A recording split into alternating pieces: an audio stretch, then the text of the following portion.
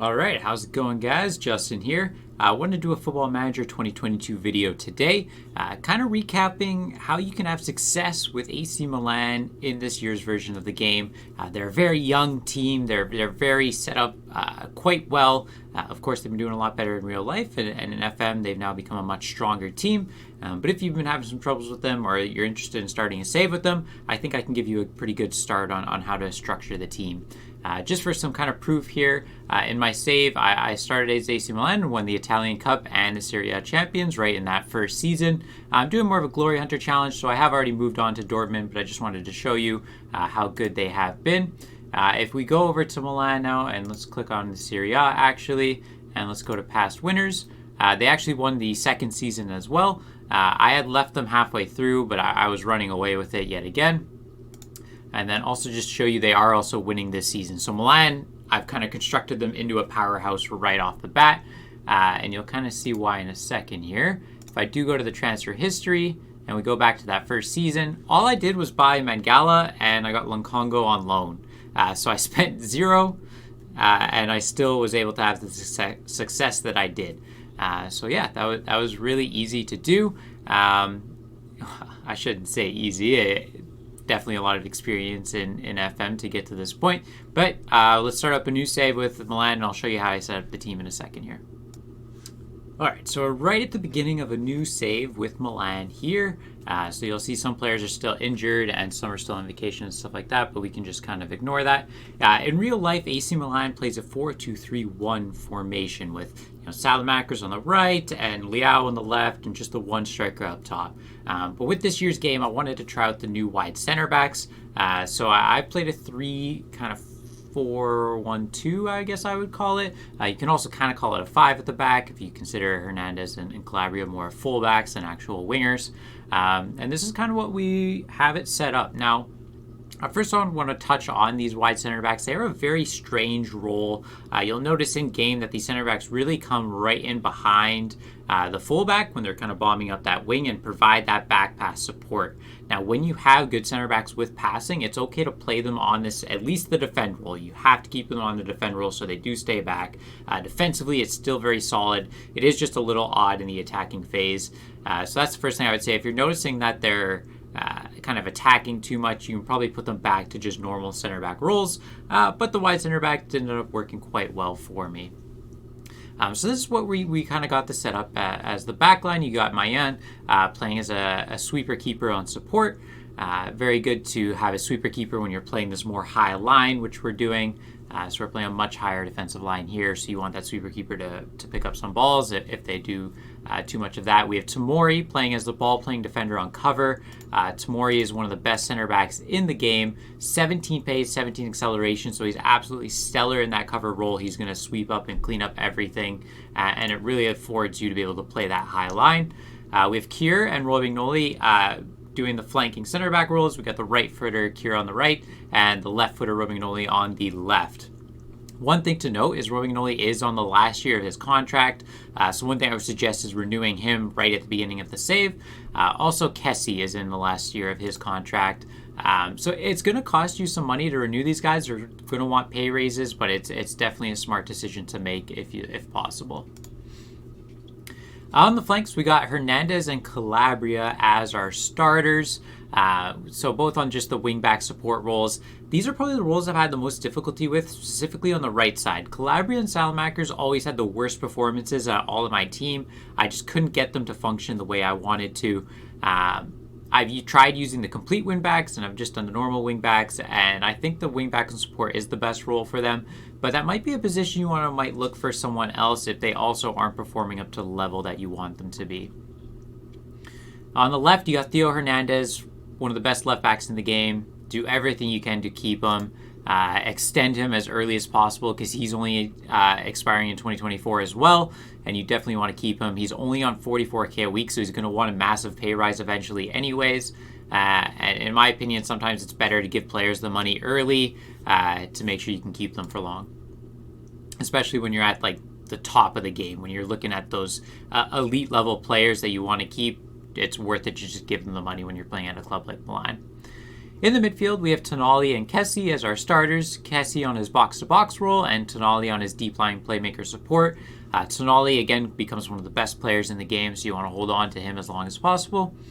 Up top, we got our trio of Brahim Diaz, who's actually on loan from Real Madrid. As you can see, his value is already 43 to 54 million. And what's really nice is you have an optional future fee of 22 million on a 2-year loan deal. So no matter what, you got Diaz for this season and the next season. And if you want to end up buying him, he's only 22 million, which is a really stellar deal. He's already, if you're going to go by the star ratings, he's already a 3-star player, and he's only 21 years old. So he has some room for growth. It's really a no-brainer to end up buying him. Very good player to have at that price. And it's also nice, he's only at 17.5k a week for those first 2 seasons as well. So really, really good deal there. Up top, we got the big man Zlatan Ibrahimovic playing as the deep lying forward on attack. Obviously, you can see still some excellent stats, a crazy amount of 20s. He's slow, but that's not a big deal when you're playing on the deep lying forward. The only issue is, for me, he ended up retiring at the end of the season, which is pretty sad. He's one of my favorite players of all time. So would I like to keep him around even with those diminishing physicals? He's still an elite striker. So if you can convince him to stay, like I was unable to, then I would definitely probably recommend that. But if he does leave, that's also another 200k you're freeing up on the wage bill, which is very nice. So. And then up top, we got Liao playing the advanced forward role. Again, young player, tons of potential, really becomes one of the best players in the game. In my save, once I left Milan, he ended up going to Manchester United for, I think, 104 million. So you can see there, he's quite a bit. He has some work to do in his mental areas, but his physicals and technicals are very, very good. And trust me, he'll score a lot of goals. Big player as well at 6'2". So my kind of rule of thumb for FM is to always have at least 2 players for every position, with then some more flexible players around that. And Milan is already set up to have every position covered. So you have multiple goalies. You actually have 3 goalies on the sub bench. So if you can sell one of them, definitely do that. What happened in real life is we had Tatarusanu and then Plazzari as kind of a backup, and they both got injured. So they had to bring in Morante as a kind of emergency option. Now he's on 32k a week as like a third choice goalie, which really isn't needed. So you can definitely try and loan Plazzari out because he's still young and has some potential. If you can get him loaned out and get him up, that would be good. Otherwise, Morante usually retires, so you won't have to worry about him after this season. And same with Tatarusanu, he also retired in my save. So that'll open up another 60k on the wage bill once those 2 guys retire going into next season. For the center backs, you have Kalulu, who's a fantastic option. He ends up becoming one of the best players in the game as well. Again, only 21 years old. Just a fringe player to start off. He can play right back or center back. I used him as a center back on the right side primarily. So he's going to be your 4th choice center back. Again, great physical stats. Not terrific in the technical areas, but he'll improve on those pretty quickly as well. And then other than that, you have Kalulu. You also have Matteo Gabbia, who again, another 21 years old, has tons of room to grow. He's probably your 5th choice center back. You can also cash in on him because he is worth a decent amount, but he is a homegrown player, so that's something to keep in mind as well for the Champions League registrations of why he's really good to keep around. But again, really good player, up and coming. So I would say definitely rotate them quite a bit with your 3 starters there. And then I ended up, like I said at the start of the video, I ended up bringing in Elikio Mangala. Absolutely butchered that first name there, but Mangala, just a good option. He's a left footer, so I wanted a left footer to be Romagnoli's backup, and he did the job quite well there. Didn't take a lot of wages, like 15k a week, because a 6th choice center back. I just like to have the option there. At right back, you have Salamakers, as I was kind of mentioning earlier. He's not fully... He's accomplished in the role, so he can definitely get that done. It's more when you get back to the right back position, he's not as good. But as wing back, he's pretty good. And he does seem more like a winger, but he actually has pretty good defensive stats. He's got 11 marking, 13 tackling, and 13 positioning. So he's not bad defensively. He's got great work rate, so he'll ball him up and down that wing as you need. So don't be afraid to play him at right wing back. And left wing back is actually probably a weak position for the backup role, but you're going to be using Theo Hernandez most of the time anyways. It's just if he gets hurt, you're going to be really in a bind. You have Balotelli here, who is an okay player. not terrific, great physically, but everywhere else he's pretty mediocre. He did the job for me. I didn't mind him, so I kept him in the squad, but it is potentially a position you could upgrade if you want a better backup left back. In the midfield, you obviously have Kessie and Tonali, but behind that, you have Bakayoko, who's on loan from Chelsea. I believe there's an option to buy for 17 million, but I don't know if you'd want to spend that kind of money on him. But overall, pretty decent player for that center mid role. And also you have Benacer, who is also a terrific player. So really, you can almost look at it as not having Kessie and Tonali as starters, but also Benacer as a starter, and you're going to rotate between the three. Personally, in FM, I really love rotating between all the different players to make sure you don't have injuries, make sure everyone's up to fitness and stuff like that. And it's really good having three good center mids like that. No one's going to complain about playing time. They're all going to get what they need, and it's really good. Now, one thing you do have to note is that you do have the Afghan Nations tournament that happens in January, which is why in that previous clip you saw I brought in Lukonga. So one thing you want to do in January is probably bring in another center mid, because Kessie and Benacer are both going to be gone for the African Cup of Nations. So I brought in Lukonga as a backup option and just had Tonali and Bakayoko kind of hold down the fort.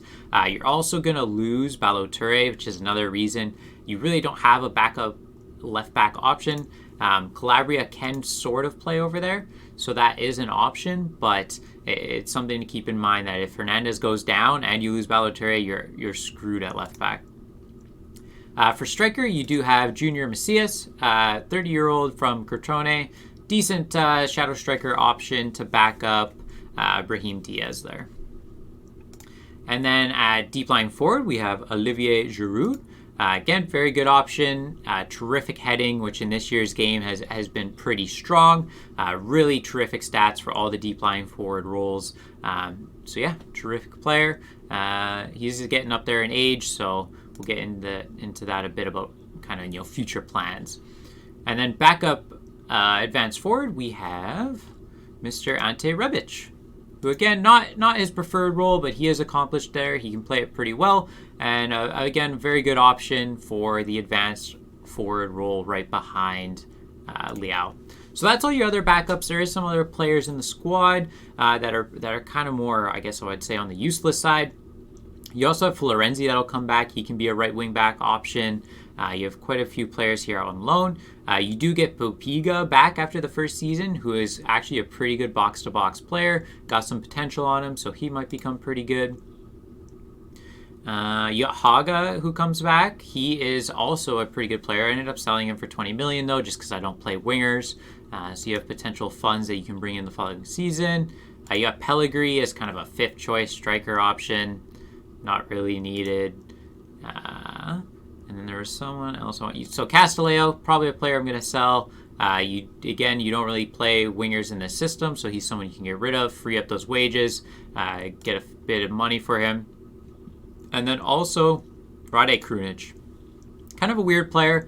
Kind of play cam or the center mid role, so he is a decent option to have with that versatility. Kind of play a few different positions here, but overall, I usually just end up selling him just because he is like the fifth choice center mid, but he can be good to have with that Africa Cup of Nations. He's a good option just to keep around.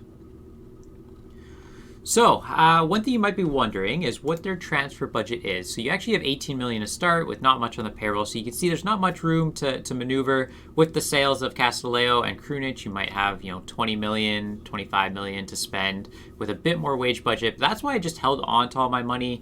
And I actually ended up getting Mbappe in my save, which is completely unrealistic. But you hold on to that money and you have a lot more wage bill to then go and spend once these free players become available. So I got Mbappe on a free, which is huge. He did want to treat the club as a stepping stone. So I had to put like a minimum release clause in his contract at 125 million. So it's something you're not going to be able to keep him forever.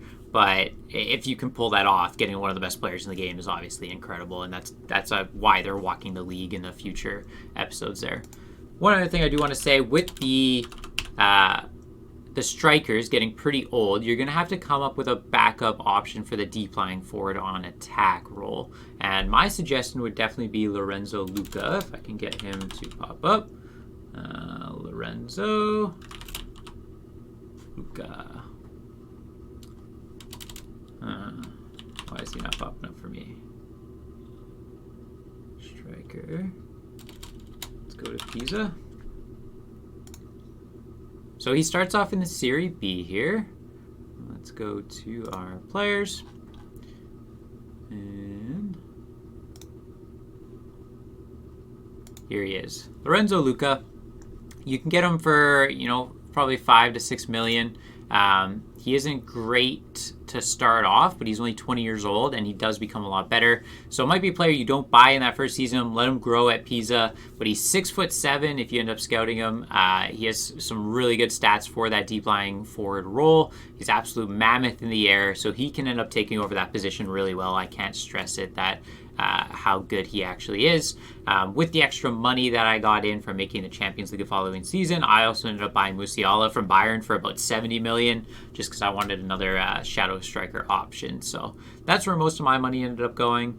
But yeah, that's kind of the gist of how to set up Milan in FM22, at least on the player side. That's where I really strive to focus, is the team building aspect of it. Tactic wise, I'm really just playing a G-Gen press, and I like to take down some of the intensity options. So trigger press I move down to more often, and the tempo I also move down to higher, because I found success with it anyways, and I just find you get less injuries. And I think that's a big part of FM22, is fighting those injuries, rotating really well, and just keeping the squad fresh so that you can keep that G-Gen press going at all times. And I think you'll find success. So yeah, I think we can wrap it up there. I don't think there's anything else much to say. Sorry if it's a long video there. If you got through it all, respect to you. But if you have any questions below, leave them down in the comments, and I'll do my best to answer them up. So yeah, thank you guys very much for watching, and have a good day.